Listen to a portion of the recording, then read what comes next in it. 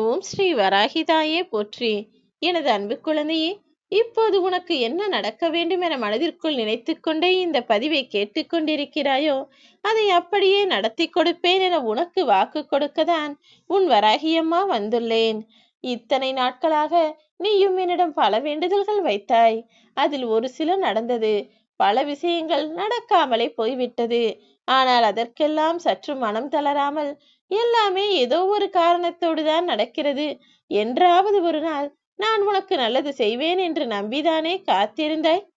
இதோ உனக்கான நல்லது நடப்பதற்கான இறுதி வாய்ப்பை நான் கொடுக்க வந்துவிட்டேன். இது இறுதியாக இருந்தாலும் மிகவும் உறுதியானது.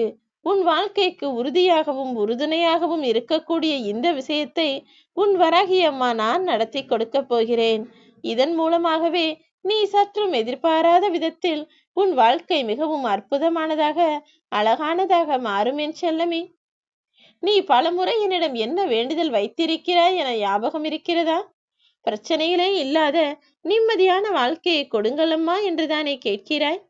பிரச்சனைகளே இல்லாத வாழ்க்கையை இங்கு மனிதர்களாக பிறந்த யாருக்குமே கொடுக்க முடியாது என் செல்லமே.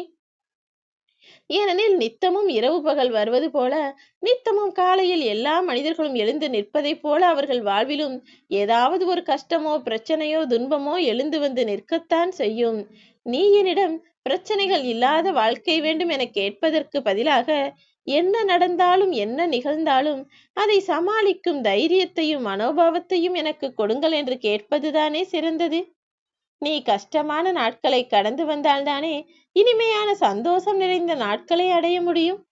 சோதிப்பது காலமாக இருந்தாலும் சாதிப்பது நீயாகத்தானே இருக்கப் போகிறாய். பிறகு ஏன் கவலை கொள்கிறாய் என் செல்லமே? உன் வராகி அம்மா நான் உனக்கு துணை நிற்கும் போது நீ எதை நினைத்தும் வருந்த வேண்டாம்.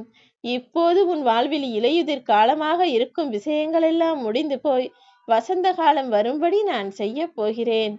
புயலுக்கு அடிக்கும் போது பறவை எப்படி இங்கும் அங்கும் தடுமாறுமோ சாயுமோ, அதே போல்தான் உன் வாழ்நாளிலும் இப்போது நீ சரிந்து சாய்ந்து கொண்டிருக்கிறாய். உனக்கு பிடிமானமாய் உன் வராகி அம்மா நான் இருந்து உன்னை என் கைகளில் தாங்கி உன்னை சேர்க்க வேண்டிய இடத்தில் இப்போது சேர்க்கப் போகிறேன். மனதிற்குள் இருக்கக்கூடிய பயத்தையும் கவலைகளையும் பதட்டத்தையும் தூக்கி போடு. கப்பலை, அதாவது உன் வாழ்க்கை எனும் கப்பலை நீ நேராக செலுத்தி போய்கொண்டே இருந்தால், உனக்கு ஏற்ற துறைமுகத்தில், உனக்கு ஏற்ற வெற்றிகரமான இடத்தில், உனக்கு ஏற்ற சிறப்பான சந்தோஷ வாழ்க்கையை நானே அமைத்து கொடுப்பேன். அவசரமில்லாமல் அவசியமில்லாமல் நிதானமாக நீ உன் வாழ்க்கையை வாழத்தான் போகிறாய். உன் வாழ்வில் இதுவரையிலும் பலமுறை பல விஷயங்களுக்காக நீ முயற்சி செய்திருக்கிறாய். அதில் பல சமயங்களில் நீ முதலாவதாக வரவே இல்லை. இரண்டாவது வாய்ப்பும் கிடைத்திருக்கிறது, 10வது வாய்ப்பும் கிடைத்திருக்கிறதே தவிர, ஒரு முறையாவது முதல் ஆளாக வந்துவிட மாட்டோமா? கல்வியோ வேலையோ குடும்பமோ படிப்போ முன்னேற்றமோ ஏதாவது ஒரு விஷயத்தில் நாம் முதல் ஆளாய் இருந்துவிட மாட்டோமா? ஜெயித்து விட மாட்டோமா என்கிற ஏக்கம் உனக்குள் இருந்து கொண்டே இருந்தது, எனக்கு தெரியும். இப்போது உன் எண்ணங்களை எல்லாம் நிறைவேற்றும் விதமாகத்தான் உனக்கான இறுதி வாய்ப்பை உன் வராகி அம்மா கொடுக்க வந்துள்ளேன். நம்பிக்கை இழந்தவர்கள் வாழ்வில் ஜெயிப்பது கடினம். ஆனால் நீ என்னை பின்தொடர்ந்து வருகிறாய். அப்படி இருக்கும்போது உனக்கான வெற்றி பாதை எப்படி நான் கொடுக்காமல் இருப்பேன்? உன் வாழ்க்கை முழுவதும் பிரச்சனைகளையும் துன்பங்களையும் துயரங்களையும் கஷ்டங்களையும் மட்டுமே கண்டு கண்டு இப்போது மகிழ்ச்சியே இல்லை என்றுதானே புலம்பிக் கொண்டிருக்கிறாய். வாழ்க்கையில் எப்படி இருளானது போய் விடிவு காலம் வருகிறதோ, அதே போல உன் வாழ்விலும் இருக்கக்கூடிய பிரச்சனைகள் எல்லாம் போய் இப்போது சந்தோஷம் வரப்போகிறது. நிஜமாகவே நீங்கள் சொல்வது நடக்குமா வராகியம்மா? நீங்கள் சொல்வதை நான் நம்பலாமா? எப்போது நடக்கும் என்ற உனது சந்தேகத்தை முதலில் எரித்துவிடு. நல்லது நிச்சயமாக நடந்தே தீரும். உன் வராகியம்மா உனக்கு நடத்தி கொடுப்பேன் என்ற நம்பிக்கையை உனக்குள் விதைத்து வை. மகிழ்ச்சி தானாகவே உன் வாழ்வில் வரும்படியும், உன் வாழ்க்கை வளமாய் நலமாய் செழிப்பாய் மாறும்படியும் நான் என் அற்புதத்தை நிகழ்த்துவேன் என் செல்லமே. யார் உன்னை பற்றி என்ன சொன்னாலும் சரி, நீ செய்வது தவறு, நீ யோசிப்பது தவறு, நீ பேசுவது தவறு, உன் சிந்தனை தவறு என ஏதாவது ஒரு விஷயத்தை உன்னை மாற்றிக்கொள்ள சொன்னாலும் சரி, அது சரி என உன் மனதிற்கு பட்டால் நீ அதை மாற்றிக்கொள்ளவே வேண்டாம். ஏனெனில் ஒரு முறை யாரோ ஒருவர் ஏதோ சொன்னார் என்பதற்காக நீ உன் குணத்தை மாற்றினால் ஒவ்வொரு முறையும் நீ மாற வேண்டி இருக்கும் அல்லவா? அப்புறம் எப்படி உன்னால் நிம்மதியாக வாழ முடியும்? நாம் சரியில்லையோ, அவர்கள் சொல்வது சரிதானோ என்ற எண்ணம் உனக்குள் வர ஆரம்பித்து விட்டால், ஒவ்வொரு நாளும் ஒவ்வொரு மாதமும் இந்த எண்ணம் உனக்குள் வந்து கொண்டே இருக்கும். நீயும் மாறிக்கொண்டே இருப்பாய். கடைசியில் உன்னால் வாழ்வில் வெற்றி பெறவும் முடியாது, நிம்மதியாக வாழவும் முடியாது. அந்த தேவை உனக்கில்லை என் செல்லமே. நீ நினைத்தது போல உன் எண்ணப்படி, உன் மனசாட்சிப்படி உன் வாழ்க்கையை வாழப்பார். ஆனால் எக்காரணம் கொண்டும் அவசரப்பட்டு உன் நாவினால் எந்த வார்த்தைகளையும் யார் மனதையும் காயப்படுத்தும்படி நீ பேசிவிடாதே.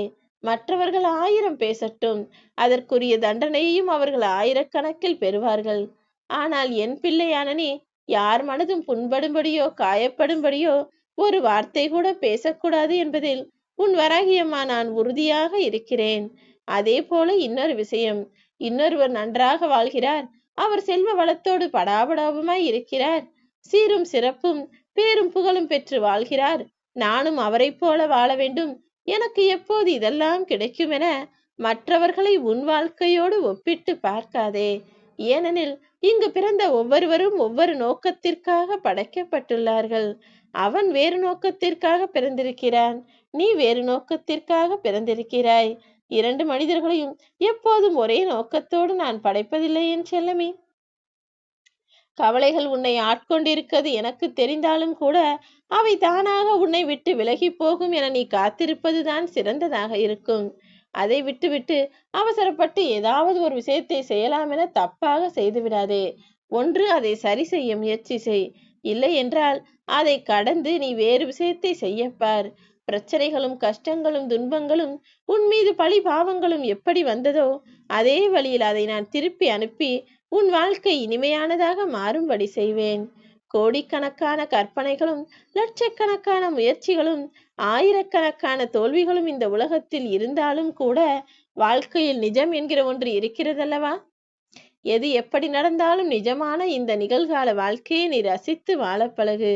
நீ போகக்கூடிய பாதை சரியான பாதையாக இல்லாத போது வேகமாக ஓடி ஜெயித்து மட்டும் என்ன செய்ய போகிறாய்?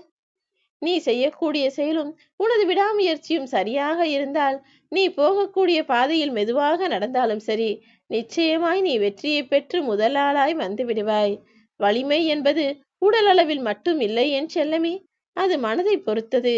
நம்பிக்கையோடு வாழக்கூடிய என்னுடைய பிள்ளைகளுக்கு ஒரு ரோஜா செடியை பார்க்கும்போது அதில் ரோஜாதான் அழகானதாக தெரியும்.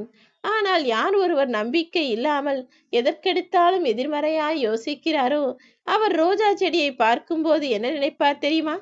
அந்த ரோஜாவை பறித்தால் அதில் உள்ள முட்கள் குத்துமே என எதிர்மறையானதைத்தான் யோசிப்பார். என அழகு பிள்ளையான நீ, அறிவு பிள்ளையான நீ அப்படி இருக்கக்கூடாது. ரோஜா என்பது நல்ல விஷயம், முள் என்பது அதில் உள்ள கஷ்டமான விஷயம். நல்லதை மட்டும் பார், நல்லதை அடைவதற்காக வேலை செய். நிச்சயமாய் நான் உனக்கு துணையாய் இருந்து உன் விருப்பத்தை நிறைவேற்றி கொடுப்பேன். ஓம் ஸ்ரீ வராகி தாயே போற்றி.